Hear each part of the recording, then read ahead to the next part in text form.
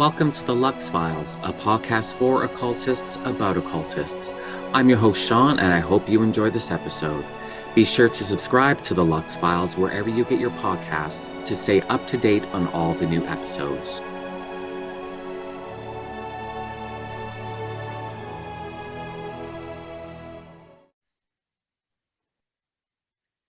Hello, everyone. So with me today is Ailim Northstar, the founder and co-owner of Six Silver Seals. So welcome, my friend. Hello. Thank you for having me. I'm excited to be here. Yeah, thanks. No, this is great. I'm excited to have you. I'm excited. How are you? I'm keeping my head above water. Yeah. I think that's all that can be asked of anybody these days. Yeah, only just. Yeah, I hear you. I hear you. I'm really frazzled right now. I'm busy. I mean, I'm always busy, but I'm also in the process of painting my ritual room. Ooh. So yeah, no, and it's great because it's a completely different change. Like, it's three of the walls are were gray, like a bluish gray, and then the west wall was it still is because I haven't started yet. Kind of like it's blue, but a painted effect, like a brush stroke effect that was, Yeah. that was popular back in the day, and Right. it's just time for a change. So I'm going with like gold where the gray is, and then I'm going to do red where the blue is. So I'm like existing in a state of disarray right now, and that's not my comfortable place. I like everything being just so. So Yeah. I'm a bit frazzled right now, but other than that, pretty good, pretty good. And I'm cold. It is freezing this weekend. Yeah. It is Oh, super chilly for whatever reason today. yeah. I had my windows open. My ritual room here is in the basement. I had the windows open all day because I was painting, and so now it's cold in here, and it's not, and it's cold outside today, and it's just not warming up. So I'm literally wearing a sweater on the summer solstice, which is just, Ridiculous. yeah, just wonderful. So welcome to Canada. And And the you're great white north. hmm, and you're an honorary Canadian because you're in Michigan. Yeah. Mhm. America's Canada, as I once joked to a group of my friends. It's funny because there's so many. I mean, our border obviously is huge, hmm but it's all like, um, no Canadian thinks of like North Dakotans as honorary Canadians or New Yorkers as honorary Canadians, but like Michigan and Minnesota. Um, I wonder if hockey has something to do with that, honestly. I don't The know. shared like cultural history there of the sport. I don't know. I don't know. Minnesotans, I find, are, I mean, they're different. I mean, Americans and Canadians are really vastly different, a lot more different than like a lot of my European friends assume we are. But I find Minnesotans, like, there's so much commonality between Minnesotans and Canadians in a lot of regards. hmm And then, I don't know about like, what's bordering Washington State is right below like BC BC. or out there. I don't know if they're honorary Canadians to British Columbians. I have no idea. Well, yeah, but then there's how Western Canada is a whole different animal to the rest of it too. So I'm sorry, where? What? Western Western Canada? Canada Not being such a different familiar. animal to Ontario. I don't know what that term means. Yeah, no, Alberta and Saskatchewan, they're like our like Texas and Oklahoma of Canada, basically. So, but not warm like Texas. I used to live in Texas. I lived in Houston and Austin, and I loved it. It was my favorite place to live, and I would move back in a second if I could. So yeah, surprisingly, all my friends were like, Homo, you moving to Texas? And I'm like, yep. And it was fantastic. Yeah, it was so great. It was so fantastic. I loved it. I loved it. Have you always been in Michigan? Yeah, I've lived my whole life here. I have done a little traveling, but it's just I like this place Mhm. in a way that like my friends find a little weird. They're like, "You like to be in Michigan?" I'm like, "Yeah, we get 4 seasons. There's just enough wilderness." Like that's the big thing for me is just being someplace where there's lots and lots of green. Mhm. I like being surrounded by trees and forests, and it's nice to have that, especially since I'm going to do my Michigan thing, and being in the Yeah. heart of Michigan, where like they haven't cut all the forests down or drained all the wetlands yet, is I like it. It's good for Yeah. me. Yeah. No, I love, well, I mean, Detroit has obviously changed within years, but I loved Detroit so much. Me Such too. I lived there for 4 years while I was going to school. It's a nice place, but it's the city, and you can tell yeah, it's yeah. all concrete and glass, and not that there's anything wrong with that. I'm an outdoor boy, I guess. Yeah. Yeah. Yeah, a friend of mine lives in Vancouver and he's like prime location and like 2 blocks from the beach. I don't know how to describe where he lives. He's west of downtown. Like there's like North Vancouver's here, and then this kind of it's like a point, and like downtown's here, and then you're heading like west Pacific Ocean and whatnot, and he's like here, and it's such a prime location.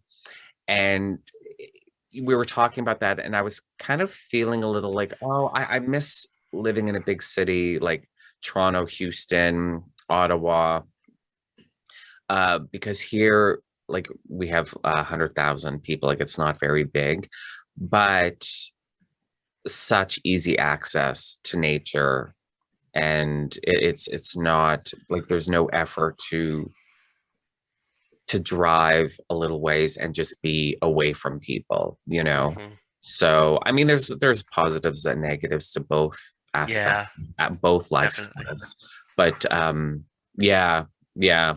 I mean, I don't see myself moving back to a city of that size, ever, but never say never. I mean, it definitely wasn't part of my game plan to be like, yeah, I'm going to move to Texas. Like that's my long-term goal in life. But yet the opportunity presented itself, and it was fantastic. So yeah, it is what it is. And I mean, the cost of living is something to consider. You know, Definitely. I have it pretty easy here, compared to like if I lived in Toronto and having to look at like $1 million properties for Yeah. something that I can get for like 200,000 here. You know what I mean? Right. Yeah, So, definitely. yeah. So, that's something to keep in mind. So, anyways, enough about that. We're here to talk about you, and that's more fun.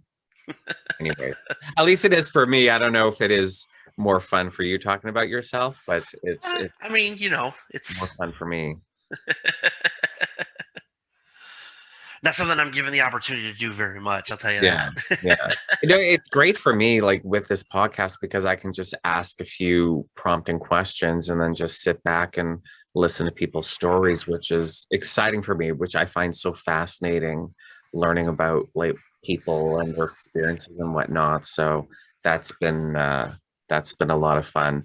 So, as all of my listeners are very well aware by now, I always like to start right at the beginning, and I mean the beginning, and that is the sort of first moment or series of situations or events that kind of takes my guests onto their like magical or their spiritual path. So, we'll start there. And for you, did you have like this one seminal moment, or was it like a series of things that kind of set you on that path? There are a couple things that sort of go to play together for me. They're well, not really far apart in the grand scheme of a whole life, but uh, so the first thing is I was 7 or 8 years old, and someone who was very close to me passed away, and um, I was a rather precocious child. And so it became this question of, where did she go? Why did she leave? I was raised Christian and kind of pseudo Catholic, so it was specifically the question for me was why would God do this? Right. And that was a whole bunch of baggage that it took me a long time to recover from. But in the interim, while I was looking around for somebody that could or would answer my question, all these questions that I had, this sort of existential crisis at a very young age, I was like 13 or 14, and I had just stumbled upon Norse mythology. And I was outside. There was like for a week straight, it rained. And on the day it finally broke, I went out to stand on the front porch with my dad, and the sky was all kind of red and hazy. And then there was a rainbow. And I was just kind of, marveling at a rainbow the way that you do. Like, wow, look at that. Look how pretty that is. A lightning bolt shot through it like an arrow. Oh. And I just stood there for a minute, like, and like I tried to talk to my dad about it, but I was like 13. And I didn't have the language to impress upon him what that was doing for me. Right. And I could tell from the conversation I was trying to have with him that we just weren't like getting this. Like he was like, "Oh, that was really neat. I'm gonna go inside and cook dinner now." And I was over there like having profound realizations about the nature of reality, and or at least what seemed like profound revelations about the nature of reality at the time. And so that led me down the path of looking into Thor and getting really involved in the Norse mythology. Put my footsteps on the sort of the pagan path. I met up with a local group of guys who called themselves Druids. I don't know if they were affiliated with any of like the big Druid groups. Goodness, my tongue is tied in a knot. But I spent a few years, probably till I was like 18 or so, just kind of learning general mystical things from them, and then kind of ushered off on my own as I went to college to sort of crack open the oyster and figure out for myself, what are the things that interest me? What do I want to learn about? Which directions am I called in? Were they practicing like rituals as druids, or were they just hanging out as druids, learning druid things? The guy I was the closest to taught me to read the runes. Okay. He was pretty serious about the whole like pagan witchcraft druidic thing. Some of the guys, it was sort of a more social thing. Like they came to hang out, and that was really all at like meetings or whatever. But then a smaller group of those same guys would get together and actually do ritual on like the solstices and equinoxes and what have you. What were they like? Like, with you being a member of OBOD now, do you reflect on those rituals and say like, yeah, it was pretty druidic, or no, that there was that was just eclectic pagan neo-paganism, and they just called themselves druids? I think druid was just their word for it because they wanted something that captured the like. I mean, the thing about the word druid is it's got all those naturey overtones, and years of like RPGs and stuff co-opting the term have contributed to that also. Like really all it kind of was like there was a clearing in the local woods. We would all show up, make a big fire. Those who were of age would drink. Somebody would say, some magic words every now and then when the fire died down, we would all go home. Okay. And that's just kind of so it was probably more of an eclectic thing, right? But it gave me the word, and it gave me kind of a style of ritual that has kind of been like the overtone to all of the general stuff that I do. Like it's all these years later, I've spent time in Thelema and as parts of various sorts of like covens and other groups, and I always come back to get outside, build a fire, and that like around the fire is where the ritual is done. That's just kind of like it's in the DNA of my practice now. Whatever else I do, that's part of it. Fireplace if there's not, if you're indoors, but like central fire around which to do ritual. That's always been kind of my thing. Speaking to OBOD in particular, though, there was I definitely do remember like getting into the very earliest stages of it and having this very real feeling of like being called home to a Mm. tradition that I had.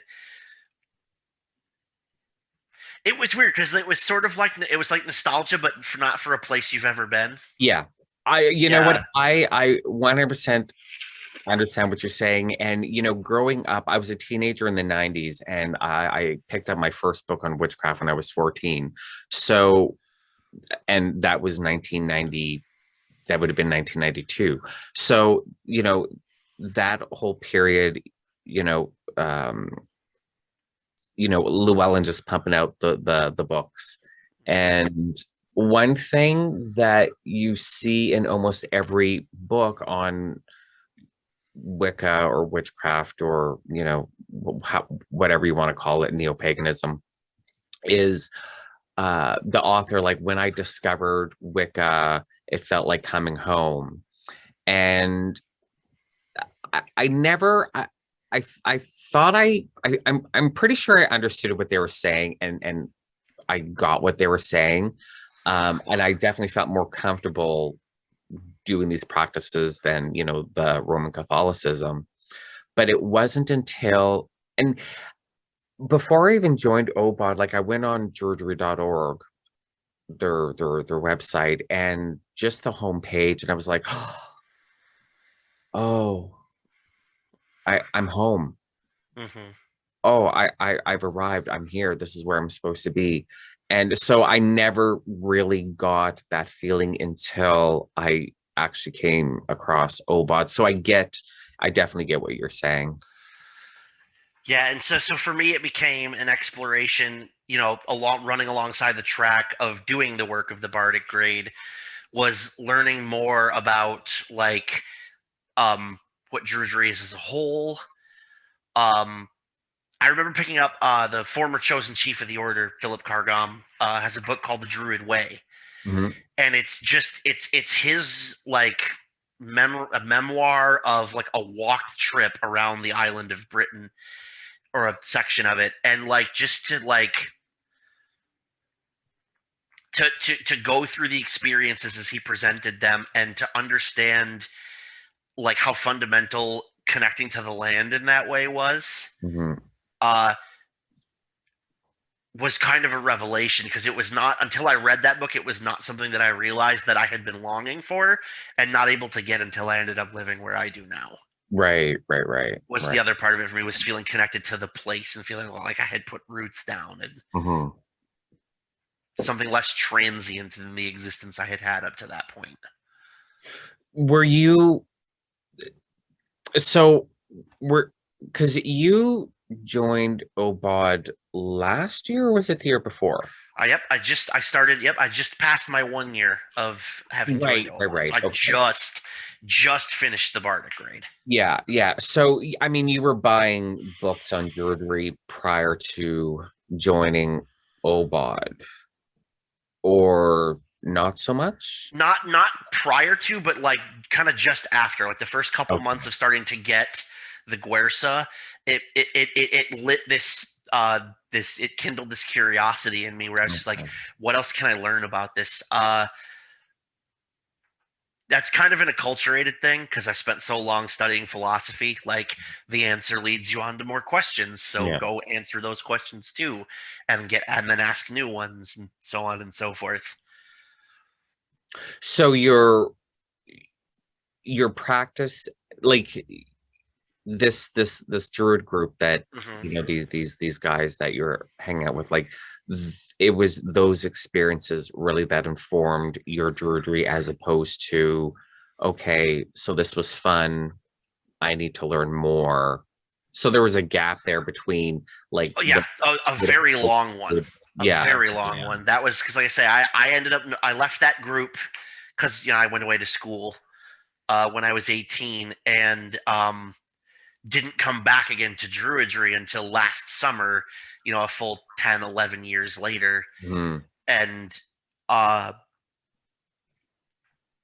like seeing the image they must have had that they were using to like paint the veneer over what they were doing Like especially in particular, my rune master, like what it was that he was aspiring to be and what he was trying to do, and these people around him who took that more or less seriously for themselves, but definitely not more seriously than he did. Right. And so it was like, oh, so this is the thing that was modeled after. This is the thing that was supposed to be like. Here now I have like a more purely distilled version of like nature as part and parcel of the magical practice, and not just a thing to mine for stuff to use in the magical practice.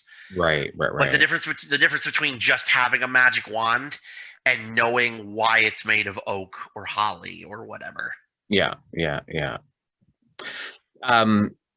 So you mentioned you joined a Thelema group as well?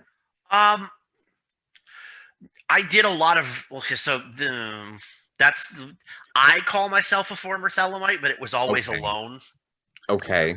Like I don't have, I never did the OTO or the ECG things. I don't have any degrees to show for the 2 years I spent neck deep in everything Aleister Crowley wrote. Because it's so much. Yeah, well, yeah. But so how do you go? That's not the right way to ask this question, but I'm just gonna say it that way anyways. How do you go from like, I need to be rolling around in the dirt Druidry to, hey, Thelema sounds fun? Wanting to understand ceremonial magic more fully. Because like especially OBOD's presentation of Druidry, it has those elements of ceremony, which was useful by the time I got there. But the thing that, of course, sort of kindled that for me was I stumbled on. Actually, I have it sitting right here next to me. Chris Penchak's Temple series. Oh yeah. So I started with the Temple of Shamanic Witchcraft, and that one is all on water and getting in touch with healing spirits and that sort of thing, which was interesting, but it was kind of just an extension of things I was already doing. Right. Then the next one is the Temple of High Witchcraft, and it's the air book, it's the ceremonial stuff. And I wanted to understand something because, like you say, it seemed so anathema to the way I had learned to do it in the first place. Of, like you said, out in the dirt, around the fire pit, dancing skyclad under the moon or whatever. Yeah, I didn't mean to imply anathema. That's why I said that this isn't the right way to ask this question. But because you can be, ceremonial and be a druid, of course. Right. But there's an apparent dichotomy there, though, isn't there? Yeah. Like, it seems like they're opposite each other. And that was the thing at the time, was like, I want to understand this thing that is so different from the thing that I'm doing. And then you learn about it and you find out that a lot of the things that you're doing over here are just this wearing other clothes. Oh, absolutely. Absolutely. And so it helped me. And like what it was, oh, okay, I understand. This is just, there's more, it's, stage dressing is also kind of the wrong word, but like if ritual is the act which you're doing always in any kind of magical environment, here is one that it demands more trappings, it has more rules. You need to cast this spell at precisely this time on this day to get the maximum functionality out of it, or what have you. Whereas like the druidic thing that I'd been doing before was a little bit less, there was a little less precision to it because it was kind of just following the cycle of the seasons. You do things when they feel right. I mean, over and above the things you can tell, like when the sun is at its peak and you do yeah.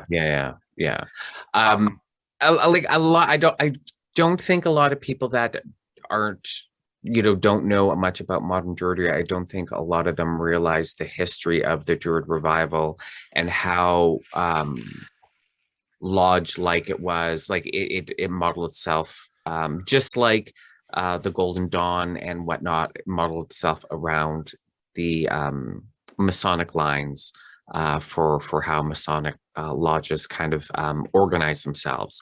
So it definitely has those elements. And, you read Ross Nichols' who was Philip Cargom's teacher and mentor, um, the Book of Druidry, and you can really see those ceremonial elements and that sort of Masonic flavor Mhm. to modern Druidry. And then even like John Michael Greer, his a well, I shouldn't say his because I don't know if it's his order, but the Ancient Order of Druids in America are it's it's lodge Druidry as opposed Yeah. to the Druidry that I think most people think of is like clearing in the woods, Yeah. you know dirt and a fire and Mhm. you know stuff like that. Definitely. Yeah. It doesn't have the modern version does not have the kind of savage overtones that it often gets painted with in the more ancient examples. Mm-hmm. But even then, a lot of if you're looking at that stuff, a lot of the things we have historically too come to us through people who are outside the culture where ancient druids had their practice, and so it's always going to be colored through that lens of, like, especially with the Roman sources like Yeah. Caesar, all the barbarism they're going to project into that so as to. There's only about 8 full pages of contemporary accounts of Druidry that we have available to us. 8 full pages. And Yeah. even that, because that was from the Rome perspective, who, at the time were, trying to colonize the British And Isles. conquer. Yeah. It's obviously going to take a certain flavor, you know, make them, paint them in not so great a light. Yeah. And that's for me. It was learning all that history that was the most interesting part. I mean, because it felt to me going through the Guersa for the Bardic grade like it was sort of broken into two pieces. Here's all the history. Now that we've taught you all the history, here's all the ritual. Mhm. And like that was a useful approach because it allowed me to understand kind of the way, when you pick up your wand and go to call the call the elements or call the quarters or whatever you want to call it for druidic ritual, like you feel the weight of all that you're doing with that, and it's kind of hard not to think of um drawing the pentagrams when you do the LBRP, Mhm. uh at the same time, picking it up and getting ready to do all this, clearing the space and opening it up and getting it ready for what needs to happen, and the history of how it got to be where it is versus the image that people have of it, where it's like, I mean, most of the mental imagery I have when I think of like what the stereotypes of druids are is just like World of Warcraft, basically. Get Okay. one with nature, transform into animals, Mhm. kind of like I say, the D&D sort of thing Yeah. that has happened to it of late. And it's that it, I lost the thread of where I was going with that. The reverence for nature bit of that is right. It's all the rest of it that is like some of this is grafted on, guys. But that was for me. That was what the name Druid always came down to, was the reverence for nature and the closeness with nature. Right. My grandmother was native, so she introduced me to that culture through like the powwows and things, um, and the various other performances and celebrations that native cultures will put on from time to time in places where Mhm. they live. Um, and so it's just this thing. Again, like I say, I look back and it's just this thing that has always been shot through the way that I move through the world. It's just how close am I to the nearest trees? Right. Right. Right. Right. Yeah. And so that's, like I say, the interim between um, the group of guys in Mount Clemens where I was living at the time and where I'm at now is just filled with, all right, what strikes my curiosity, what seems like it would be fun to learn, what feels like it's presenting itself to me, because I moved through, I moved through a period of being a Norse pagan, I moved through a period of being a Celtic pagan, and I moved through a period of being, like I said, dealing, doing the more ceremonial work of Thelema, and then I got to what I don't want to use the word practical, but more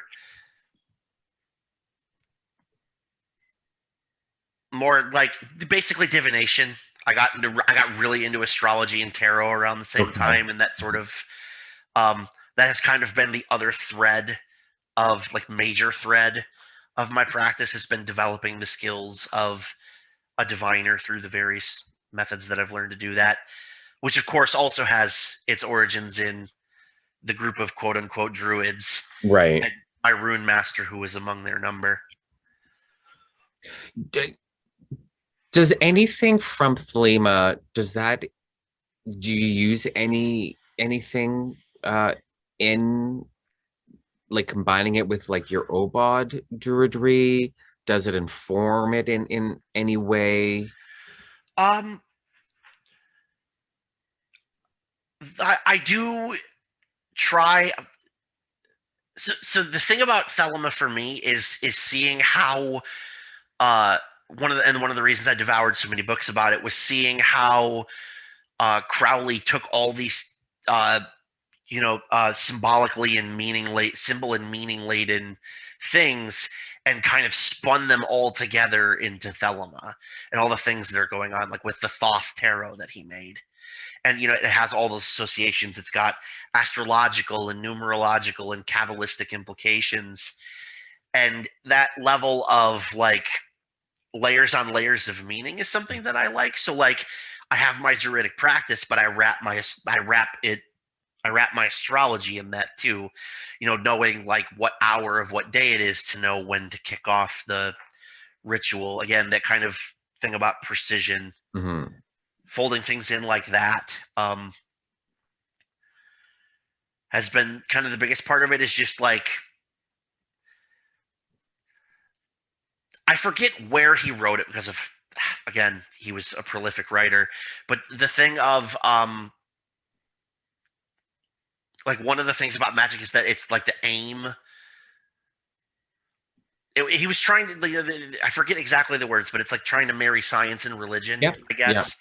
I think of it more as trying to marry science and magic, like define all of the parameters for a working as much as you can in order to accurately describe what the result is. What? Oh God, now that's gonna bother me. The aim of The method of science, the aim of religion, I think is the quote. Oh, does that sound right? Yeah, I can't remember. That's gonna bother me now. Yeah, that's gonna bother me. But I like that approach. The approach of the kind of Adam Savage school of magic, where it's the only difference between screwing around and science is writing it down. But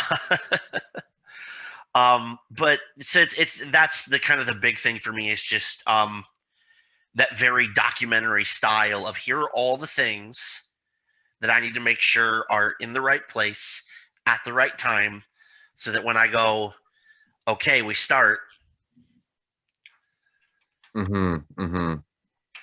I get what you're saying, because as much as I love my rolling around in the dirt Druidry, and like, oh, I need incense, okay, well, here's a twig and here's a leaf, that'll do. I still like my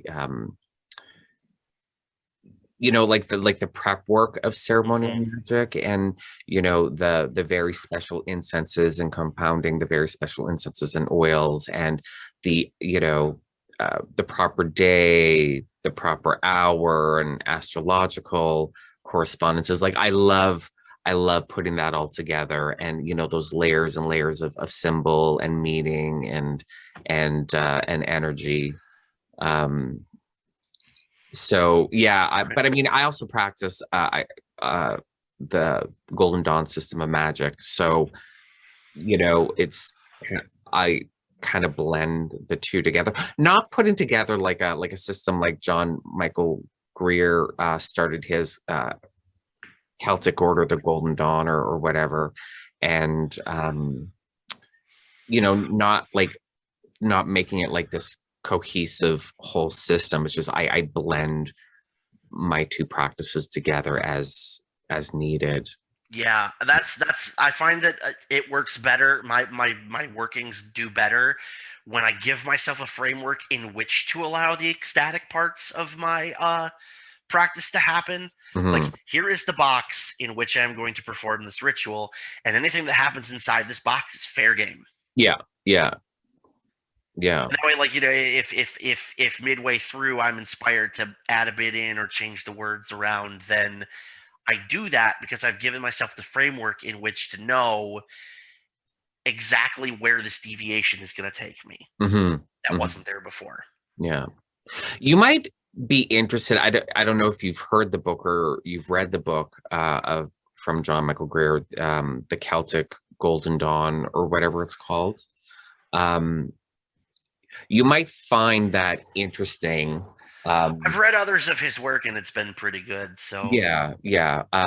It's not as Golden Dawn as one would have thought uh, Greer would have produced. But whatever, it is what it is. A friend of mine, Frater RC, he's taken WB Yeats was a member of the Golden Dawn, and he started developing the Order of Celtic Mysteries, which he never completed. And it's working like with Irish gods and mythology as opposed to like Egyptian and Greek and whatnot. yeah, the two of the Danon. But within that sort of like Golden Dawn framework and Golden Dawn system. So that's going to be interesting to see how that comes together. Because apparently, I didn't know this, but apparently when Westcott and Mathers and were putting together the Golden Dawn and developing everything, originally they were going to use Celtic gods, but ended up going with Egyptian instead.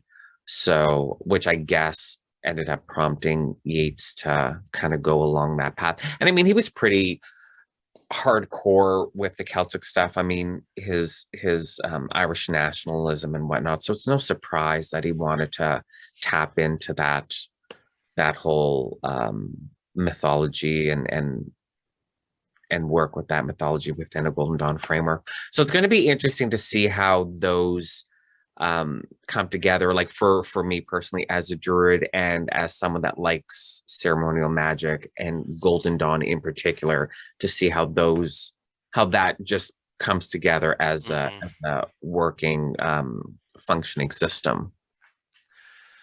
Definitely, especially with the richness of Irish and of Celtic culture. Mm-hmm.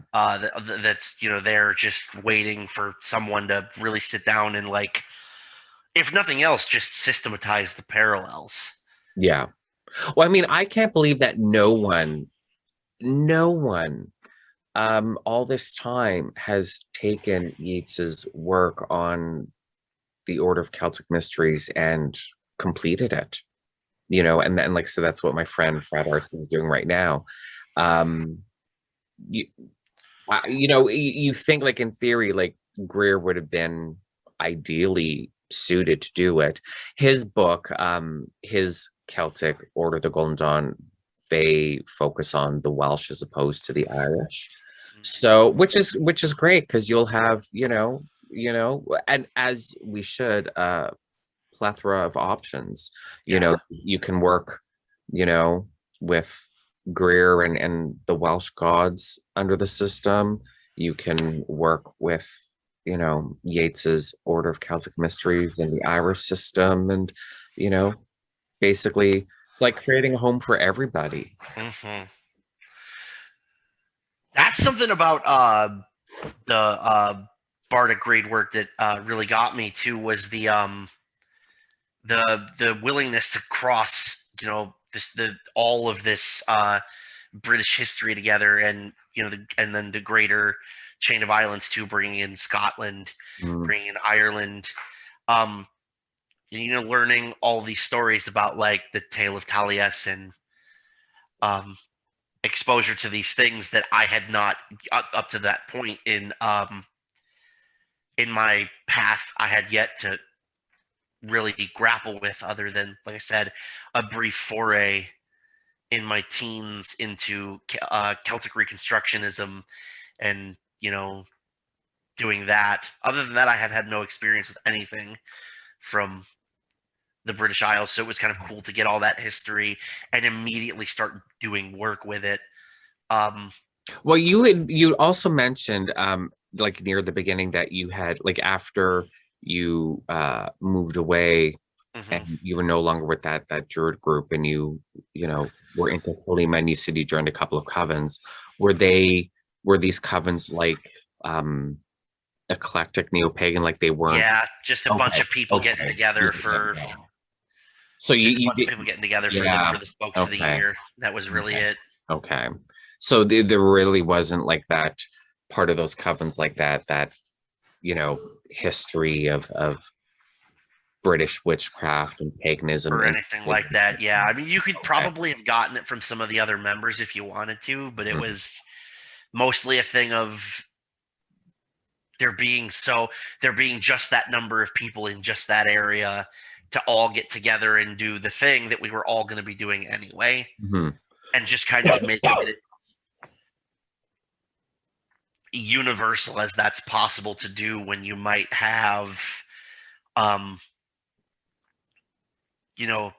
somebody who's like a trad witch on one hand, and then somebody who fell down the rabbit hole of Norse mythology because of the popularity of the Marvel movies, and is like a baby pagan in the same place at the same time, trying to both do a ritual for Lunasa or whatever. Yeah.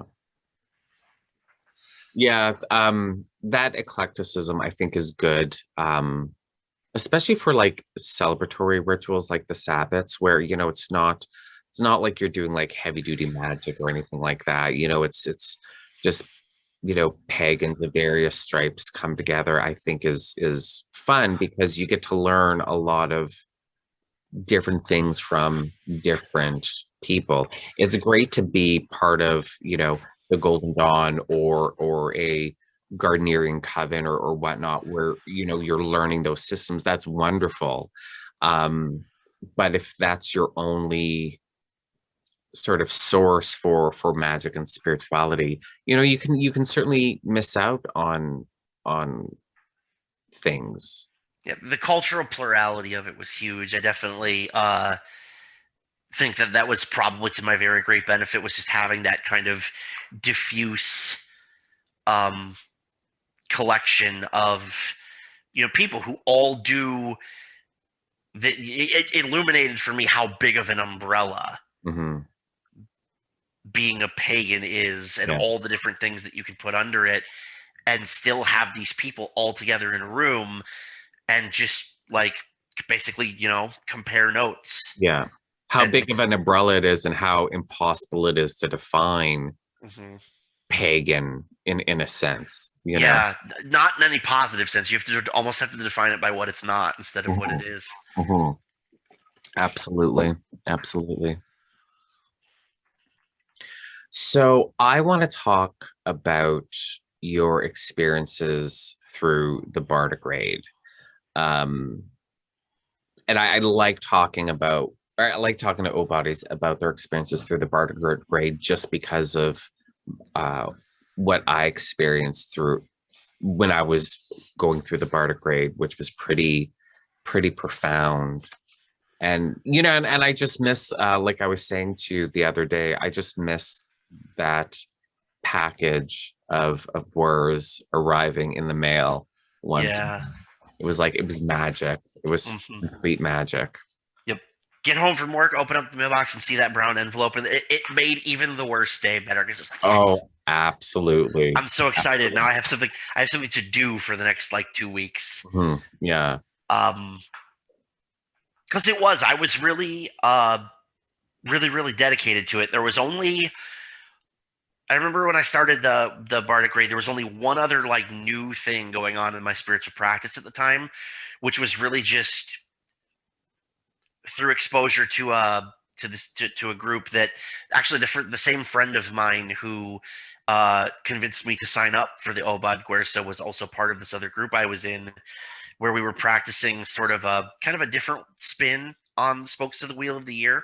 Okay. And so it was the only other thing going on in my life besides the druid stuff. So I had that, but it was only like, what is that, every month and a half or so? Ish, yeah. Yeah, Every 6 weeks, yeah. yeah. And But what was this different spin on? so Like, it was you talk about that?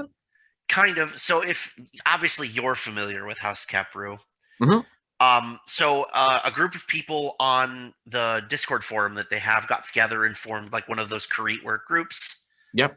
And I was in that create work group, like basically Okay. from the very Okay. beginning. Yeah. Yeah. And Yeah. so we were doing the kind of open source version of House Caparu's Wheel of the Year, Right. and all the ways that they do. Like it's still the the various guideposts of moving through a year, Hmm. but they do them differently. Yeah. Okay. One of the big takeaways for me from that was kind of dividing the year into what I think of as like solar and lunar, or light and dark halves. Hmm. We're at the peak of the light half of the year, and that has really been informing my practice these last 3 or 4 months. Um, but like it was the only other thing going on in my life at the time that I got my first Squirsa and started doing this thing. So I had, again, we would gather as a group and do these virtual Sabbats over, voice chat on Discord or whatever. Yeah. Um, which was nice because it kept me doing the rituals the way that I needed to. Especially, and it was the perfect time for it because, we're all in lockdown. Mhm. And I mean, even for places in the States, I know that didn't go into real, like, complete lockdowns, but you still need to, if you're using your head, you're going to stay pretty isolated, you know, Yeah. like, Michelle started the connection ritual, which was great. And then, Mhm. doing the virtual rituals. So they were a nice lifeline. Yeah, it was actually, that's a lifeline for me personally, is a great way to put it. I had just spent a month where I couldn't leave my house because I Hmm. had gotten I had been a friend of mine had gotten COVID, and I was exposed to them in a window between when they were exposed and when they knew they were sick. right. So I had to take the 2 weeks off work, and then midway through that, my workplace shifted its scheduling so that nobody had to be, or everybody would work 2 straight weeks on and then get 2 weeks off, so as to make sure that, like, rotate the staff, make sure we weren't getting COVID. I work Right. for a financial institution. That's my day job. Mm, Excuse me. That's my day job. And so, to make sure that we could keep the bank open and the money flowing, right. we were rotating. But that was midway through my 2 weeks. I ended up spending a month at home, where the only other person I saw was my partner. Right. And so it was, then it was go back to work, but the buildings were all closed. And since I was a loan officer at the time, I wasn't even seeing people. The most I was doing was talking to people on the phone. Right. Like I wasn't even over, like handling drive-through tubes for like the ATM or whatever. So it was this crippling sense of, it was like if solipsism was a punishment. Mm. Like, congratulations, you're the only thing in the universe, suffer. Is kind of how that felt. Yeah. And so, to this friend of mine is like, hey, told me about the connection rituals, told me about House Kepru, told me about OBOD. Here are all these things you can do to feel more connected again. And it was at that point, I was just grabbing onto straws, trying Right. desperately Yeah. to feel like I was a person. Um, and so, the sense of stepping back into myself and of reconnecting with, um, not just a younger me, but also like a feeling of normalcy, was a really big part of those early Guersa for me. And then it was, as you go through again, that first half of it is all the historical stuff.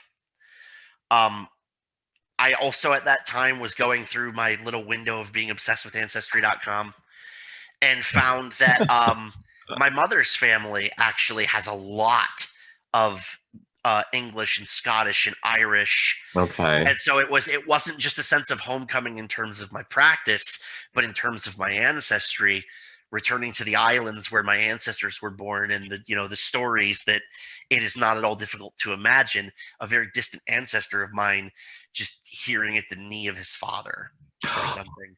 Oh my God, I just realized it's been a little over a year since we did your initiation, your OBOD initiation. Yep. Oh my God, time, I mean, time has completely lost all meaning. Yeah. Time has completely lost all meaning, and I can't believe it's been that long already. Yeah, it's been a little while. And so it was That's like I say, it crazy. was just this thing of just feeling having something definite to like for a part of my practice to touch on other than just something one more thing that I did Mm, every time, every day between when the sun came up and when the sun went down.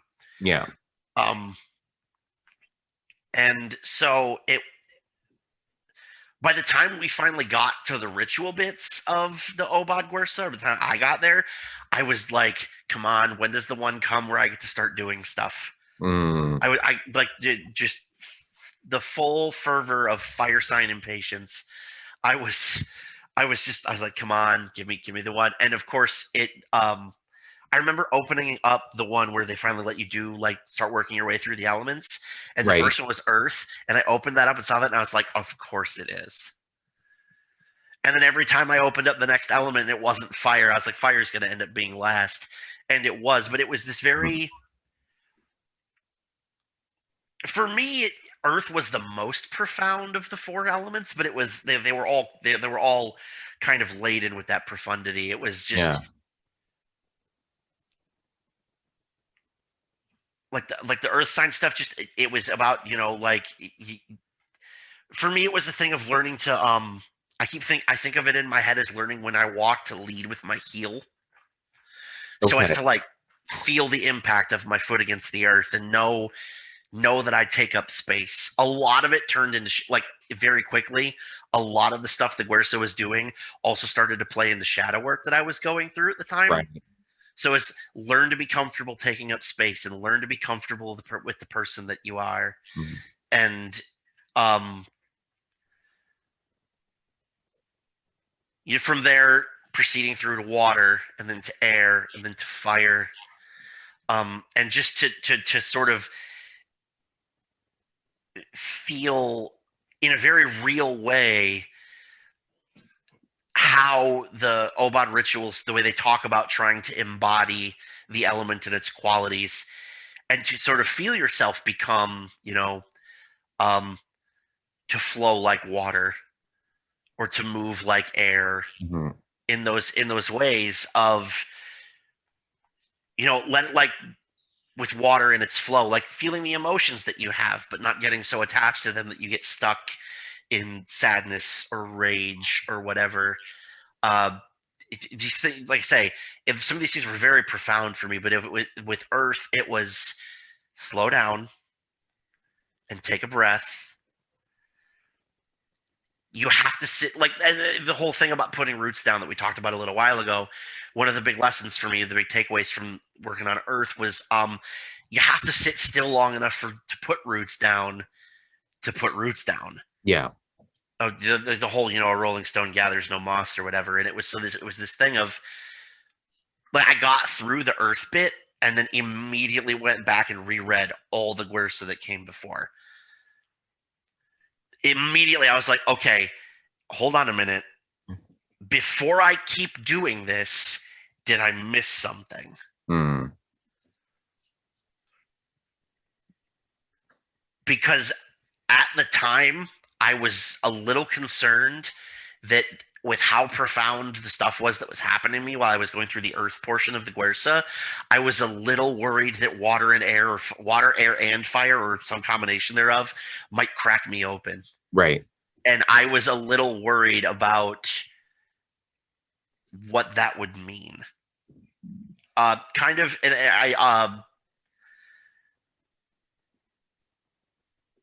it reminds me of a conversation I had not long before starting on the air Corsa with Gwyn, the friend of mine who got me into the OBOD stuff, and we were talking about Corazon. I'm probably not pronouncing that name correctly, but you have to like face the dweller in the abyss. Karanzan. Yeah, Yeah, Karanzan. Thank you. Karanzan. We were talking about like what it would mean to stand there at the edge of everything and nothing all at once and willingly give over being something. Mm-hmm. And like then it clicked for me like that was the part about being cracked open that I was afraid of. Right. Was sort of like the whole thing of like ego death. I was just afraid to like do it and then just dissolve into the universe. Right. Or something, like Thanos had snapped his fingers. Yeah. Yeah. And so it was this thing of like wanting to go more carefully about it so as not to shatter myself with revelations that I wasn't prepared for because I had done too much too quickly. Right. But I mean, but you can still, take that process slow and still be shattered by revelations. Because I mean, that's the purpose of the course. Yeah. Is to and so it became this thing of starting to understand the truth in all like those old like hearing like that was the thing about the Bardic Raid for me, was starting to understand really like all those old stories and all those old adages and what you're actually supposed to get out of what people mean when they say things like what is normal to the spider is chaos to the fly, Right. and all those sorts of kind of like trite old cliches and that, and just be like, there's actually a whole lot to that if people weren't just in a hurry to just parrot what they were saying, like, or even how we drop halves of stuff, like it's birds of a feather flock together, but only till the cat comes. Yeah. Things like that. And so it was just this thing of really starting to get a whole different sense of the inner narrative of day-to-day life. Right. Right. Now, I took the Bardic Raid back in 2006. So, I mean, it's been a while. But I can't remember where in the Bardic Raid. I think it's in Earth, but I can't remember. And so I don't think the course has changed between then and now. So you should know what I'm talking about.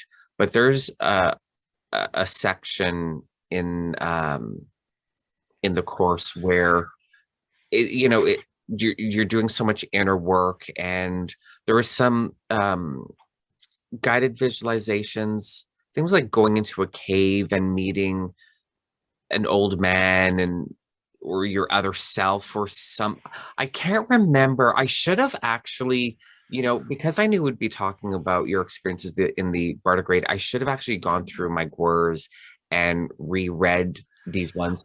There is a series of I do remember this one. I think they're in the 30 range, maybe. I do remember this one. So if I remember right,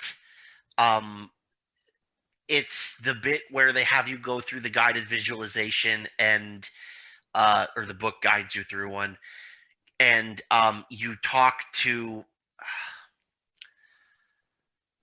I forget their names because it's the either the Welsh or the Irish, but they're tough on an English speaker because they're not.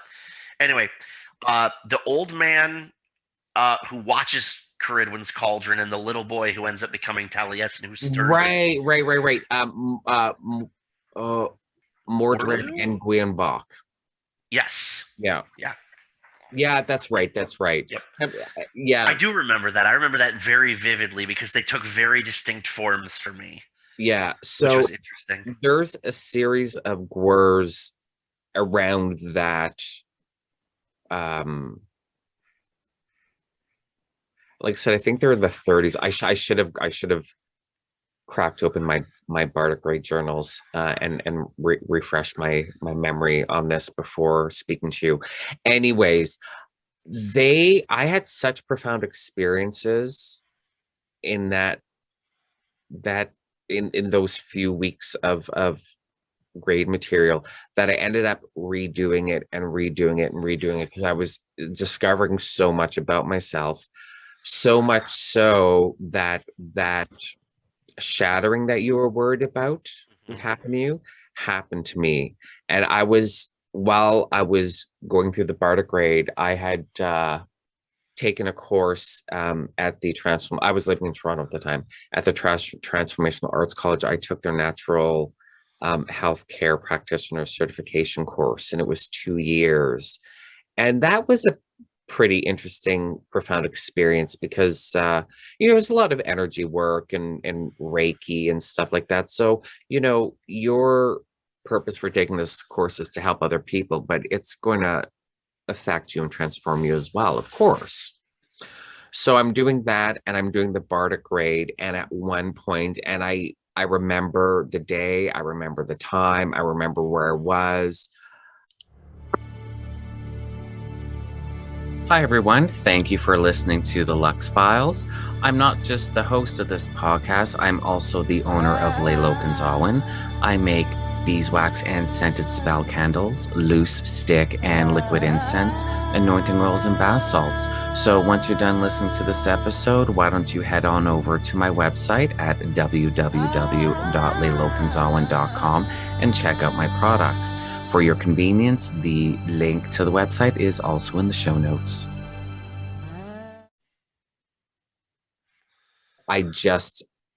My whole personality just shattered, and I use shattered specifically because in my mind, I saw myself just shatter into, the way tempered glass breaks? Mm-hmm. Shattered like that into just a pile of broken pieces. And it wasn't traumatic. It wasn't like this huge traumatic experience, but there was the sense of I'm no longer a person. I don't exist anymore because my personality is gone, because it's just all these pieces. And I had to sit there and pick up these pieces and grab this piece and like, oh, I don't like this about myself, throw it away. Grab this piece. Oh, I like this about myself. I'm keeping this, and rebuild myself as a person. So much so that the pre-shattered Sean and the post-shattered Sean are two completely different people. Like you wouldn't recognize me before that experience. And that's true, and that's true initiation. And I know, what that experience, why I went through it, and what its purpose was. It took years to truly understand what that whole process was and what it meant, and why I experienced. People are so hung up on initiation rituals and like they're getting a passing grade in school. And an initiation ritual can certainly be, could be the end point in an initiatory process. It could also be the beginning point, but it's not the only point of initiation. Right. And that's what a lot of people don't understand. Yeah, especially in stuff that like this is somewhat, inspired or ecstatic in that way. It's just that like you have to be prepared for the fact that like at some point after this is over, you're gonna look in the mirror and see somebody looking at you that is not the person that you were when you started. Yeah. And that point, for all that it is that person, it's also not them. Yeah, and that point in the Gwers isn't even the halfway point. I don't think. No, it wouldn't have been. But I think maybe it was like within the first quarter, I would say. And so, one could say in theory, I shouldn't have had that experience that soon within the grade work. But yet here I am, a pile of pieces and having to reconstruct the entirety of my being, you know? So it's not they're not experiences that are done on schedules, that's for sure. Yes, yeah, definitely not. It was sometimes I would pick up a Gwerse and I would read the first few sentences of the first page and have to close it and put it down because I knew it was just like there's a right time for this. It's not today. It's not right Right. now. Yeah, yeah. Sometimes it would be half an hour later. Sometimes it would be a week later, but I would just be too raw or something to be ready to pick it up and continue. Mhm. Um, there was a period actually, I think, where I got a Guersa pack. This probably would have been like the third quarter of it, early in the third quarter of getting those. And I just left it unopened for a while. I was like, you know what? I'm still working on what I was working on before. I'll get to this when I get to it. It'll be fine. Um, and then it's fun, thinking about it just now. It's funny that I know how much of this I notice where like there's some relevant thing with when the Guersa arrived and whether or not Mercury was in retrograde. Okay. And I hate to lean on everybody's favorite, like pop astrological whipping boy, but like just I would get one and nope, Mercury retrograde. I need to wait. And like if that was me blaming it, fine. But we would get to the end of it. I would open it up and be prepared for its contents. Right. So like I have the feeling that there must have been something to it, but it just thinking about it just this second, it was like, huh. Because that's also been my thought process lately as Mercury has just stationed direct yesterday, I believe. Mhm. And like my whole thought process right now has been take the retrograde, take the 3 weeks, think about whether or not you want to go on to ovate. Uh, think about how you're going to do that because there's the whole process of applying for it that you have to do through your mentor. And so Mhm. I'm sitting here, have been for the last couple weeks, just thinking it over. Do I want to go on to the next part of this? Am I ready for whatever might come Yeah. if I do that? I And didn't I didn't want to. And I don't know, have you ever visited Druid's Head Pub, the online forum? yeah, but not very often. Okay. I don't know. I haven't been on there in ages. I don't know how active it is anymore because when it was like my time and I was on there quite a bit, um, I think the only social media really was MySpace and Facebook. There wasn't Twitter and Instagram and, Discord and stuff like that. Yeah. So, because I noticed like, well, if certain forums don't even exist because they just completely died because they all migrated into the Facebook group. You know what I mean? Yeah. I don't know how active it is anymore. But I would get not get no, sorry. I would read people like, oh, I finished my Bardic grade today. Yay. It's been a year and a day since I started it. I'm like, really? Like you really zipped through it that quickly, that like right a year and a day right on the dot, you're done and you're ready for ovate. I mean, I spent months that series of gwers that were just so transformative for me. I spent months just redoing them and redoing them and redoing them and redoing them over and over and over because it was just such a profound experience, and then there's these people that's like, oh, I finished Druid in 3 years. I'm like from day one of bar to day end of Druid course in 3 years. Yay. I'm like, wow. Yeah. Wow. I don't know. I really don't know what to say to that.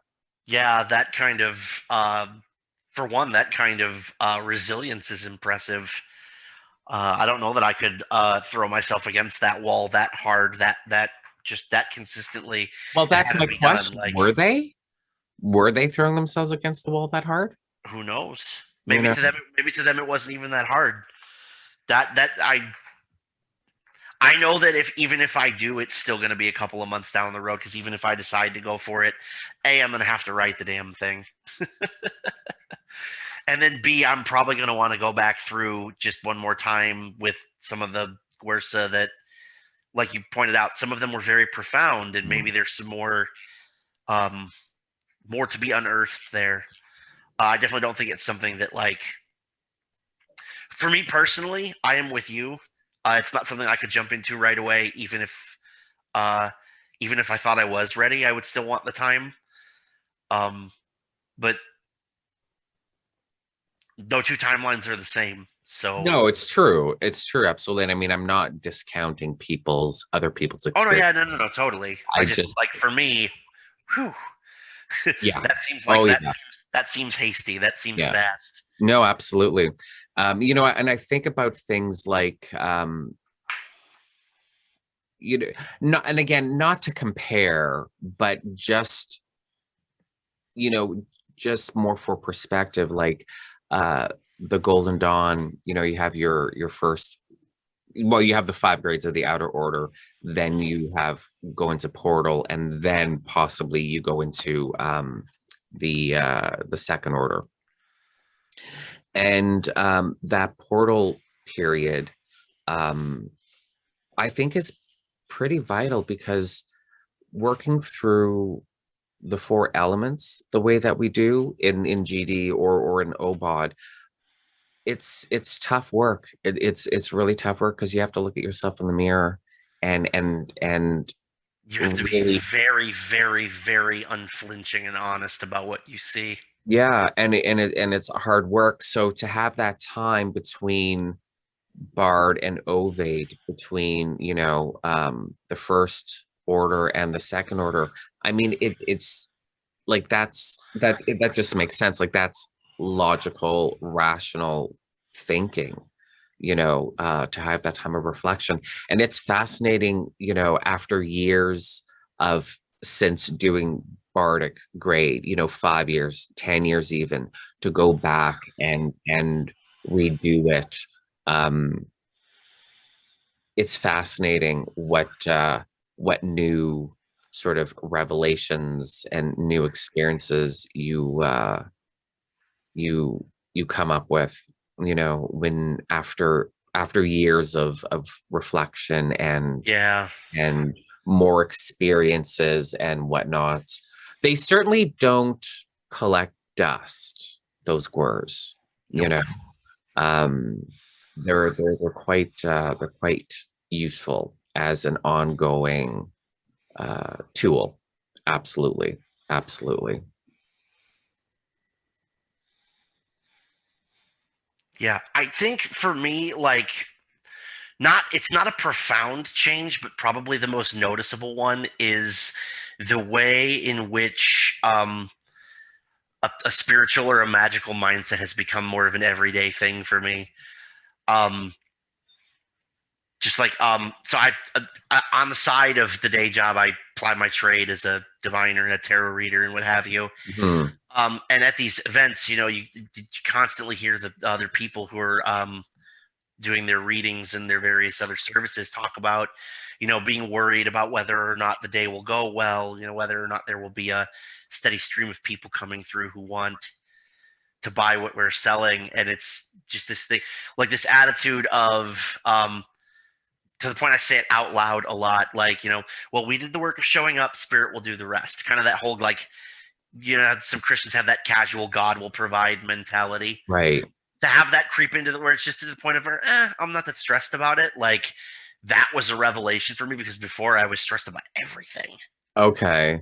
All Like, right. so to not to have the not being anxious about just like the general state of affairs of any given day, Mhm. is probably for me one of the greater blessings of it, just because of, like, one of the things I think we don't talk about enough in a spiritual or magical context is the way it gives you quality of life, and how much better it make, like when you do it regularly and stay Right. focused on it, how much better it can help make your life.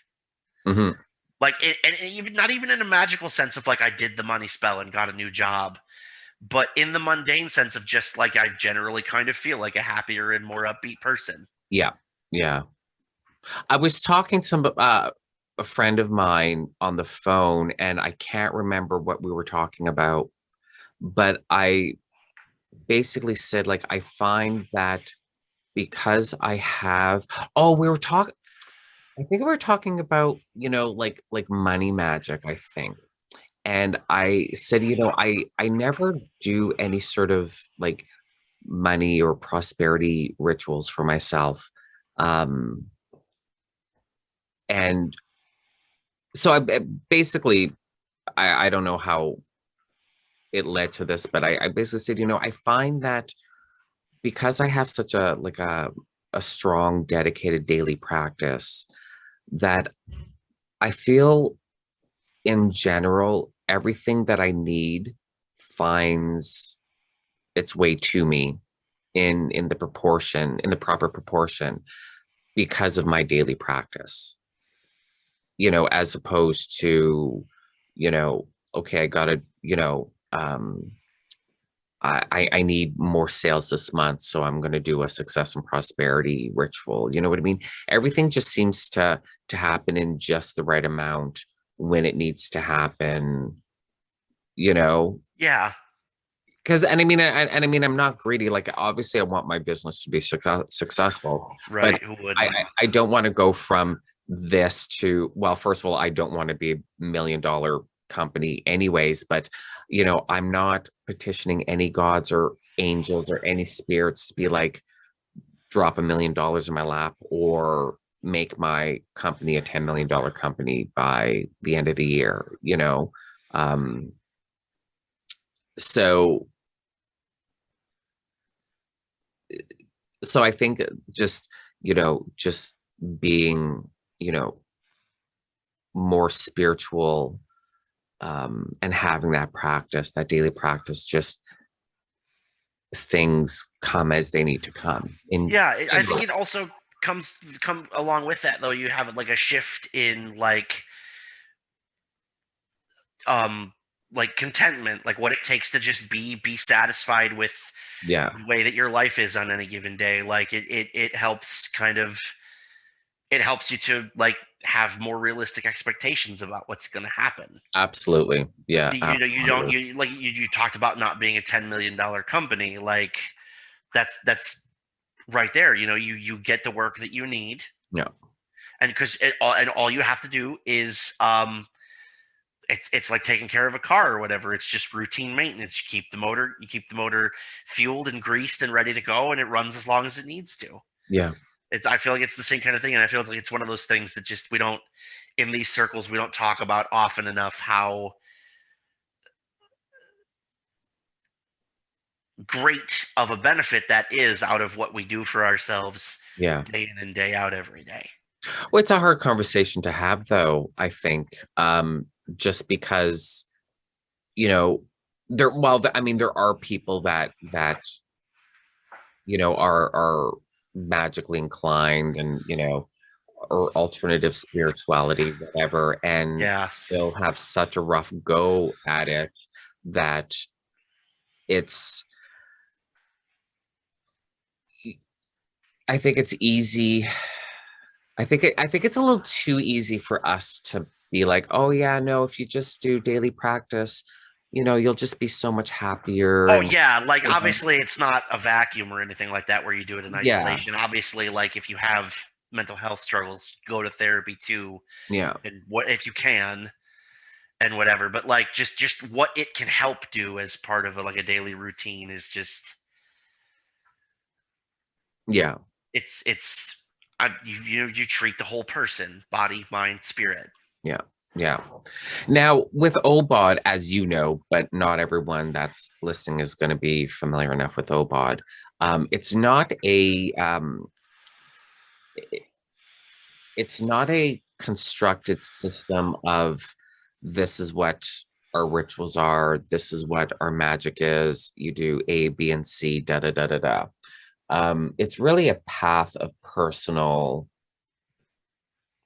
discovery, personal work, personal spirituality. Um, it's a strong foundation for you to build a practice that suits you. Definitely. Yeah. Um, so there's nothing like, oh, you have to do this, or you know, this is our initiation rituals. This is how they're done. This is summer solstice ritual. This is how it's done. Blah blah blah blah blah blah blah blah blah blah. So every druid can be very different, and even though the Bardic grade doesn't really touch on druid practices per se, and I'm going to use the term druid practices loosely because it's a order that gives you so much Right, because of how wide and varied they might be. yeah. What what's your daily practice like? Um so most of the time, first thing I do every day is I keep there's medicine that I take daily because I have a condition. Again, like I said, don't just do spirituality in a vacuum, kids Yeah. at home. Make sure that you take care of your other needs too. But they have scratched bind runes into the plastic on the very bottom to like charge them with intent to help me get better or help me stay Okay. better.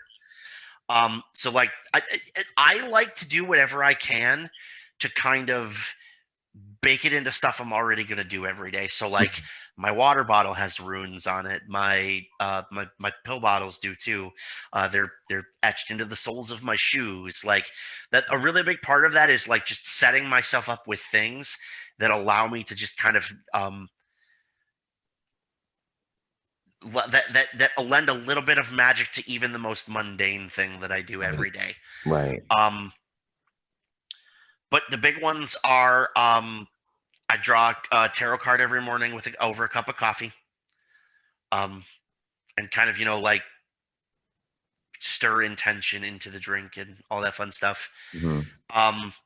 Like it honestly, I think the things that are most successful for me are the things that other people would be like, oh, that's boring witchcraft, but it's the stuff that works. Yeah. Stirring Yeah. intent to do a cup of coffee while you sit with your tarot card for the day and try to figure out what the hell judgment reversed is supposed to mean when you have to go to work and get audited. Right. Right. Yeah. Stuff like that. But then the other really big important part of my practice is I do walking meditations. Okay. I happen to live like half a mile from a lake, so it's just walk to the lake, sit for a while, usually close to sunset because of the work, my hours at the day job, Mhm. and then walk back home and just Right. the whole time be very present with how I'm feeling about my day, where is that located at in my body, what do I need to do about releasing it. Um, I don't know, like I say, other than that, I've already got it kind of like pre-baked into the stuff that I do every day. The runes in the soles of my shoes. Every time I walk, that charges them. Um, that leaves me the time, that kind of like actively setting up a kind of passive witchcraft, a passive magical practice, leaves me the time to really put the work that I like to put, because like you, I like to put work into ritual. Right. It leaves me the free time to put the work in for when things like the solstice come up, um, or if there are other things that I want to do, like here in the States we have Veterans Day, which is in November. I think it might be right around the time Remembrance Day is, actually, if I'm not mistaken, um, for y'all. But Yeah, I like think second week in so. November. Yeah. Yeah, I believe so. Yeah, so I personally have a really big practice with that. That's a holdover from when I was still doing the Norse pagan thing, because Okay. I was dedicated in particular to Odin, and one of his functions is his Valfodr, father of the slain. So, just to honor the memory of people who have made the ultimate sacrifice for the good of humanity, Right, right. in whatever form that might have taken.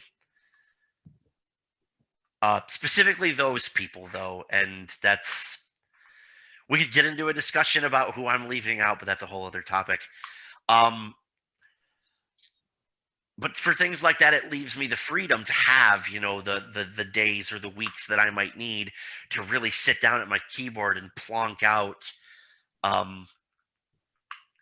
okay, all of these people are going to be there. Of those people, these ones want to do something. This person is going to do this. This person is going to do that. And kind of, delegate around the ritual roles so that we can, once we go out back and light the bonfire, everything kind of falls into place. Yeah.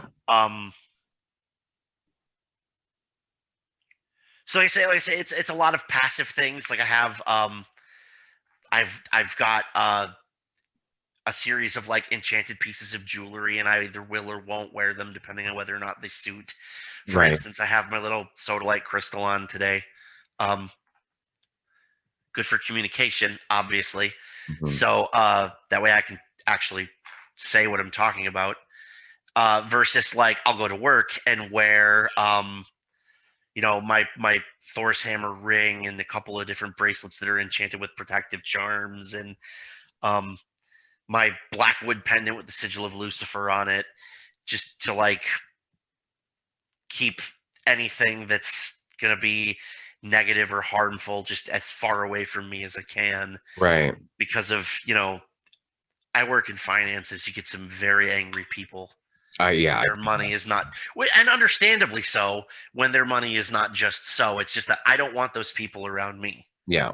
Um, Yeah. or I don't want them bringing all that energy in my face. Leave it over there and tell me what you need without screaming.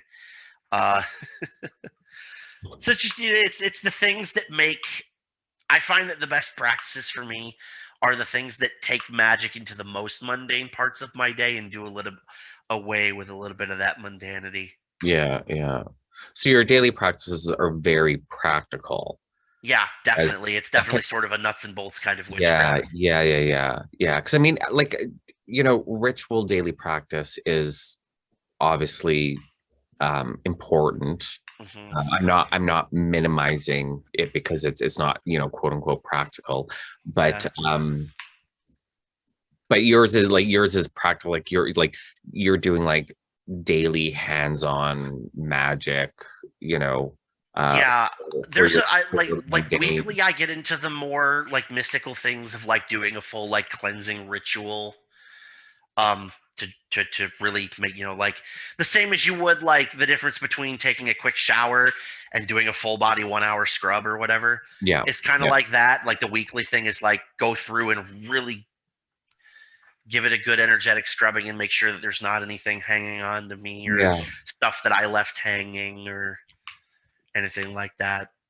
And then more again, when I need it, when it's called for, the more mystical stuff, but that tends to be the Sabbats. I'm for the most other than very rare occasions, I'm alone in here practicing by myself, so it's not Right. this thing of somebody coming to consult me about like I need a love potion or whatever, the way like the old cunning woman or medicine man might have done in various Yeah. cultures Yeah. in antiquity. Yeah. When I people come to me, they're like, "Hey, is my ex-boyfriend going to come back to me?" And I'm like, "That's not what the tarot cards are going to tell you. Stop asking." Yeah. Yeah. Yeah. Yeah. I have the benefit of working from home and working for myself. So for I mean, there's points in my life where I'm so busy, like I'm just like I'm a slave to my customers, in those cases, of course, because the first priority is getting those orders out, obviously. But working from home and working for myself, I do benefit from a lot of freedom and a lot of time to do daily practice. And so my daily practices are a lot more ritualistic, but like there are days where it's I probably only spend an hour tops in some form of ritual with my daily practice, because that's all the time that I have. Yeah. You have to, I mean, it has to fit in with your life and not the other way around. Yeah, I like to explore all the little fun ways. Like people can say whatever they would like about witch talk. I personally will also say plenty. But one of the things about it is just the fun little like things that people do to fit it in their day when otherwise they might not have, like buttering a sigil onto your toast or Right. something. Like not only is it, like not only is it fun to do, but when you're done, you have something to eat. Like I find things like that neat, and so when I come across them, I give them a try, and if they're worth incorporating into my practice, I do. And Yeah. yeah, I like the kind of and it's one of the things that drew me about Druidry too, is the kind of like agnosticism that a lot of this stuff can have. You don't need, unless it calls for it, you don't need to like invoke somebody specific. Or Yeah. now that's not to say that those things don't have their place. If I need to burn Kasha root for something, I'm going to go find it. Yeah. But it's nice to have also these other things that don't require that kind of specificity that I can fit into my day, Mhm. so that I have the time and the energy and mental space to devote to getting all the things in order for the times when it is necessary to have this blow by blow list of things that I need to have and do and Yeah. say. Yeah. Yeah. Yeah. Yeah. Yeah. And it's just for the record, it's not the practical magic that witch talk gets blasted for. But I Yeah, mean, no, like absolutely. buttering a Like I said, sizzle on your toast is pretty clever. That's pretty smart. like I Uh, say, but the other things, I'm with you. There's a lot to say, and I'll say plenty. yeah, yeah, yeah. Yeah, Yeah. yeah. That's we'll leave it at yeah. Just cause, yeah. It's an interesting place. Hmm. Social media is interesting. I think I'm like basically everyone else. It's a love-hate relationship. Like I love social media. I hate social media. I mean, I don't see how you can't hate Yeah. social media and still love it and still utilize it and be on it a lot. Hmm. It's just it's a bizarre place. Yeah, definitely. I think my big thing with it is just trying to find, trying to not find, but cultivate now, because that's what you have to do because of algorithms. Cultivate a place where what it is whatever the thing is that I happen to be doing is either fun or useful, preferably both. Mhm. Um, like there's a friend of mine on Facebook who he'll post a status that is like some dumb game. Like it'll be like take a movie title and ruin it by changing one of the words Right. or something like that. Like so that's the kind of, I try to cultivate this space of like, I'm not here because I'm trying to you keep out like the, I'm not here to hear the news, I'm not here to get in arguments with people about religion or politics or whatever. I am here basically, I'm on Facebook for the memes is what it is. And Yeah. because if you have any kind of, as you know well, if you have any kind of like home-based business or personal thing that you're trying to do, not having a Facebook page is like saying you don't want customers. Yeah, I I I don't know how long that mindset's going to last for because I find I hope it changes. I hope it changes. I would love to see that change, but yeah, like, yeah, and even though Facebook owns Instagram, I'm still going to talk about them as separate companies because I mean they are separate apps. But I find uh, Twitter and Instagram to be far more effective as bringing in business than Facebook is. I just see so many people just I deleted Facebook, I deleted Facebook, I deleted Facebook. It's toxic, it's toxic, it's toxic. That I don't know how much longer that mentality of, if you want to promote your business, you gotta be on Facebook. How much longer that's gonna last? yeah, like I say, it would be a welcome change. It's been dominating culture for how long now? Yeah.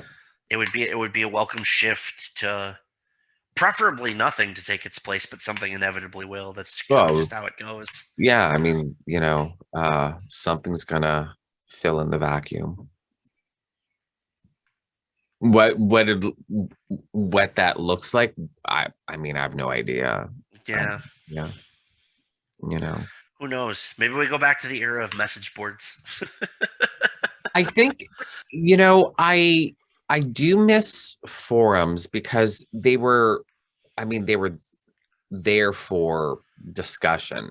And I mean, Twitter isn't there for Instagram isn't there for discussion. You post a picture and Mhm. but I don't even attempt to have an intelligent conversation on Twitter because you always end up with that jackhole that just is a dick just for the sake of being a dick. Mhm. You know what I mean? So, and it doesn't matter what topic it's about, what your stance. There's always going to be a dick coming on just to be a dick, and it's like I can't be bothered. Yeah. I just can't be bothered. I'm too busy. I'm too busy. Making my products. I'm too busy doing my magic and my ritual practices. Mhm. And you spend your time and energy creating drama on social media with people you've never met and never will meet. I'll just be over here doing the work. I think so far my favorite place to be as far as like social media stuff goes is a at least a moderately well curated Discord forum. Hmm.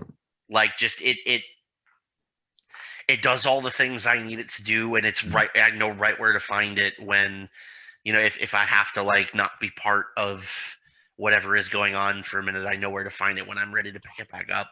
Yeah.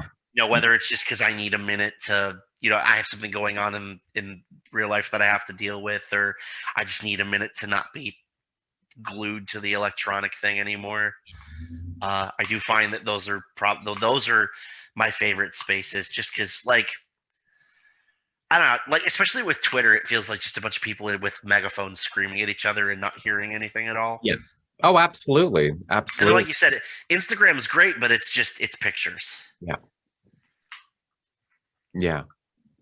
I mean, it's good for business. Yes, it is. It does do that though, for Yeah. sure. Yeah. But It makes the images front and center, which I feel like is the thing that makes it do so well. yeah. Yeah. So I mean, it's not there as a place to have discussion. Not really. Yeah, I mean, you can try to cultivate that, but it's not. That's not really what it's for. no. It's a showcase. Yeah. Yeah. Yeah. I miss forums, to be perfectly honest. I like the real time aspect of, say, a Discord server. But and with HK's Discord, all the different channels Mhm. for subject matter. So that's great, but you can also have 3 separate conversations in that one channel happening all at the same time. It Whereas should be very difficult to follow. yeah, with the forum, if you want to talk about X topic, you go into X topic, and then there's all the different threads. So it's I yeah, I like forums, even though they weren't quite so real time. Yeah. But they were good places to have like really good discussions. But it is what it is. It is what it is. I mean, we have no control over that. It's gonna change or stay the same. And who knows what might show up tomorrow? I mean, it could be worse. Like, let's be honest, it could be worse. Talking about Facebook going downhill, like that's a good thing. Yeah, Not, true. not realizing that the thing that replaces it is just so much worse. Hmm. So who knows? Yeah. I just want my chip implanted in my brain so I can telepathically talk to everybody on the planet without a computer. Oh, I'm okay with that. Give me the chip. I mean, Everyone's like, it would take a lot of the guesswork out of mind reading. yeah, all these people, oh, it's not a vaccine. It's Bill Gates implanting you with a chip. That's fine. That's fine. I mean, Yeah.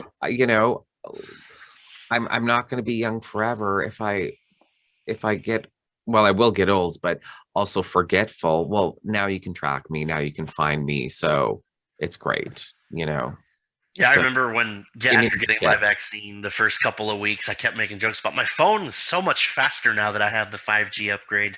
Yeah. And And people are taking that seriously. yeah, well, so most of the people who know me would laugh, but anybody who Yeah. doesn't know me real well would be like, Yeah. And then there's some people that'll screenshot that comment to be like, see, this is proof. This is proof. I was right. I was right.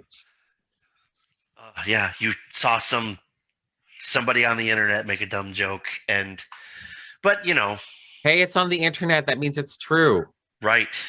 Everybody Don't you knows know that. that? Don't Everybody you know knows that? that. Come on. Come on. If it's on the internet, it's absolutely true. Absolutely.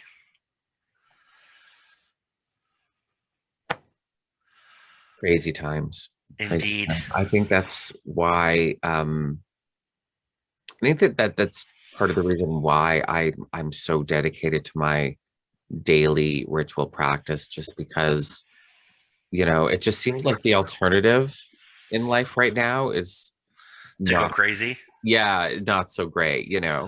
Um, so yeah, I mean, there's so many people out there in the world that would listen to this podcast, listen to us talk about, magic and daily ritual practice. They're crazy. I'm like, I think you're the crazy one that's not doing this shit. You know what I mean?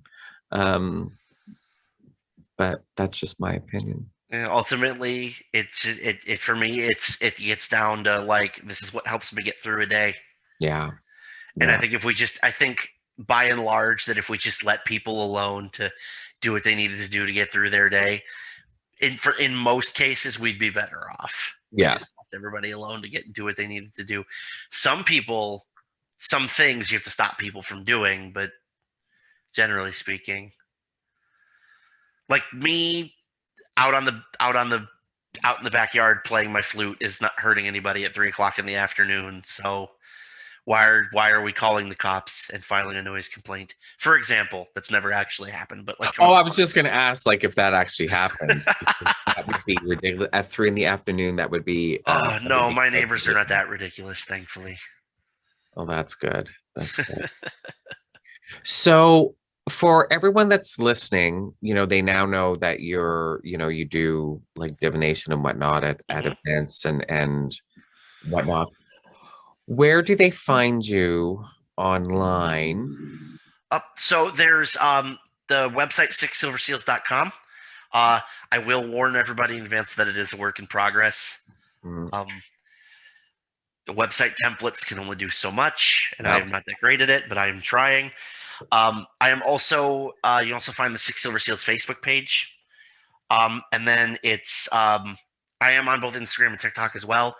It's Pine Island Profit, and there are periods between the words, so Pine period Island period Profit. Um, This will all be on the show notes. cool, yeah, Yeah. and honestly, like Instagram or Facebook are going to be the places where I'm the most active because they let you cross post, since it's, like you pointed out, same company. Yeah. So those are going to be the most active places. Although I am working on getting a Discord forum set up and a monthly mailer through email so that I can relaunch my Patreon.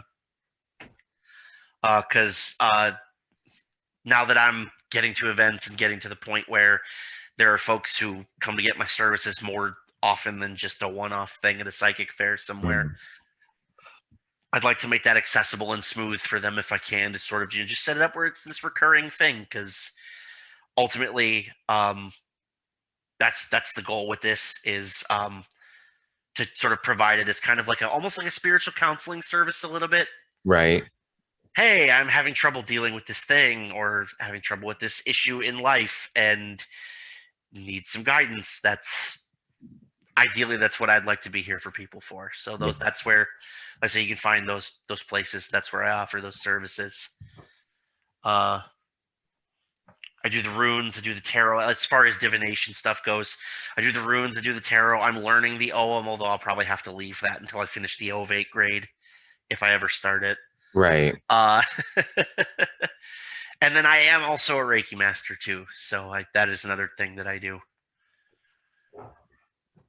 Like as that's probably become pretty clear over the course of this conversation. Any little thing that piqued my interest, I've got at least one finger in.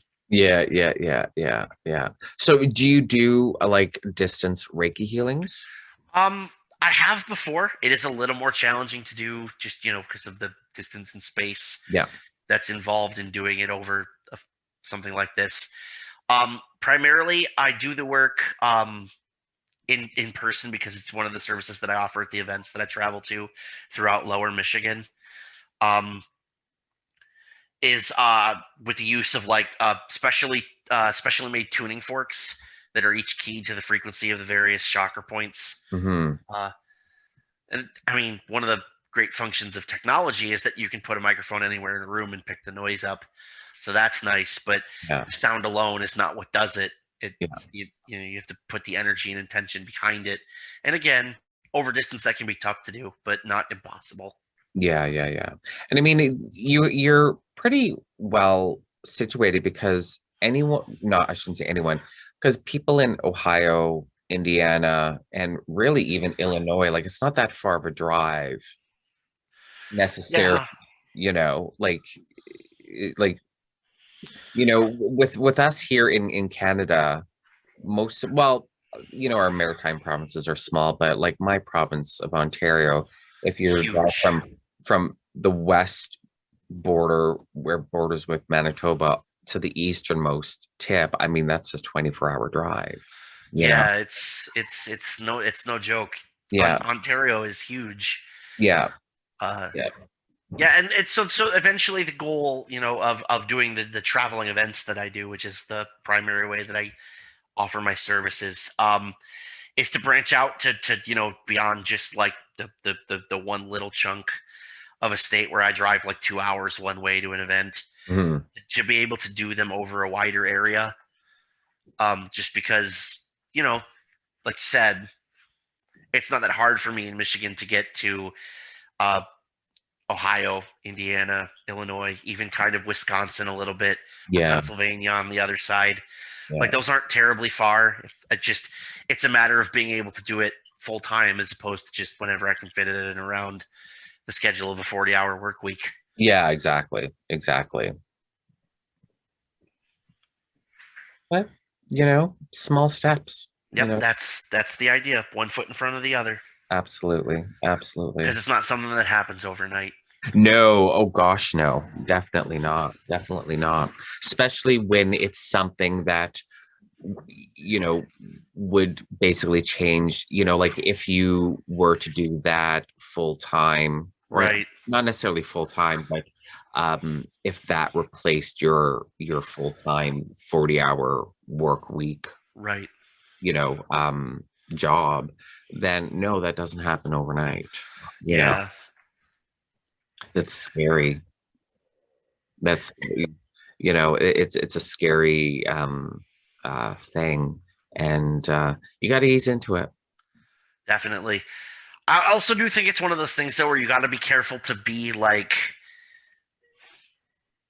you have to have like a healthy amount of fear towards it. Oh, of course. I know that at the points where it's terrified me the worst to think about what if this does really well and it takes off, right after that I usually have like 2 and 3 bad events in a row where I don't make very much money. It's like, well, now it doesn't matter because I couldn't fucking quit my regular day job anyway. Because I'm only making like $40 every time I do this, and that's just filling the gas tank or whatever. It's you talk about magic is intention made manifest, or whatever verbiage you want to catch it out in, and then you go and have a negative thought and watch it ruin your whole week, and you're like, damn it, why did I do that to myself? Oh yeah. I think we've all been there. That's for sure. Definitely. All right. Well, is there anything else that you want to talk about? I think I'm good. Okay, perfect. Well, I'm glad that you came on the podcast. I really appreciated it. I loved talking about your experiences with the Bardic raid. I love hearing about people's experiences with the Bardic raid.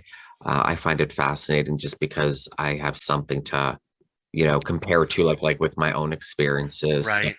yeah, so it was It's fun great. to compare notes, definitely. Yeah, it was great that you were willing to come on. I didn't want to talk about my experience too much because I've, and maybe I should have, because I've spoken about it bits and pieces in other episodes of the podcast as things come up and whatnot, and I'm kind of relating to someone's experience. So maybe we could have had more of a conversation, like a shared experiences, but whatever. This episode's all about you. You're the star. I'm just a voice. I'm just I'm just a voice directing the conversation. No one's interested in me. Okay, If I well, think that were true, you wouldn't have any listeners. yeah, that's true. I'm a star. I'm a star. But it's just because I'm so amazing. That's really what it is. It's my incredible beauty and wit and personality, and I'm the whole package. So that's 20 just, in charisma. yeah, I mean, that's just my cross to bear, really. I just feel sorry for my listeners having to put up with my voice. I don't, one thing I did with one thing that I was like dead firm on was I'm not doing any editing on, like, I'm hitting record. We start the conversation. When the conversation ends, I hit stop and I download it. No editing, no like, oh, I didn't like that bit. I'm just gonna take that out, because then I'd have to listen to my voice over and And over and over over. and And I'm like, over. nope, nope. It is the hard thing about being both the producer and the editor of everything that you make. Yeah. It's the reason I stopped doing YouTube videos after a while. I just couldn't get over the work of making myself look good on this camera and then sound. No, and that's no, because like if you're doing a lot Even of after years work, on the radio. yeah, then you have to spend all this time like listening to your own voice, and no, I'm not. No, I refuse. I refuse absolutely. I went on my website to the Lux Files page, and then I think I was watching, a song.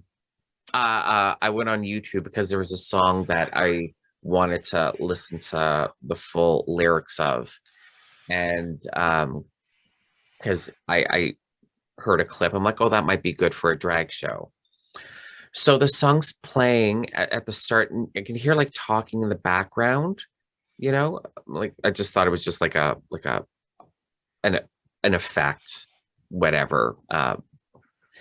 And then the song proper starts, and I can still hear it a little bit. I'm like, how strange. So the song ends, and I uh closed the tab that I had, YouTube, and it was my voice, because I went onto my Flex Uh, Files page, and a video it was either a video or one of the audio files started playing. And so when I exited YouTube, and then I was confronted with my voice, I'm like, click. Like, son of a bitch, I heard myself. This sucks. So yeah, uh, no editing, no editing. If you say something that you shouldn't have on my podcast, oh well. oops. Oh well. I'm not editing it, because then I'd have to listen to my voice.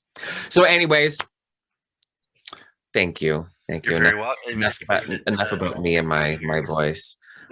Yeah, so thank you so much for coming on. And well, if you do end up going into Ovate, then we'll have another podcast episode to talk about that.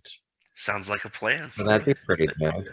And if you become the big Reiki, Rune Star, and you get to quit your job, we can Talk about that too.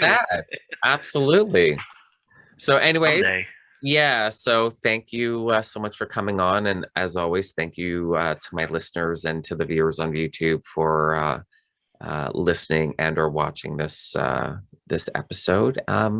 Yeah, so everyone have a good day, and enjoy the next episode.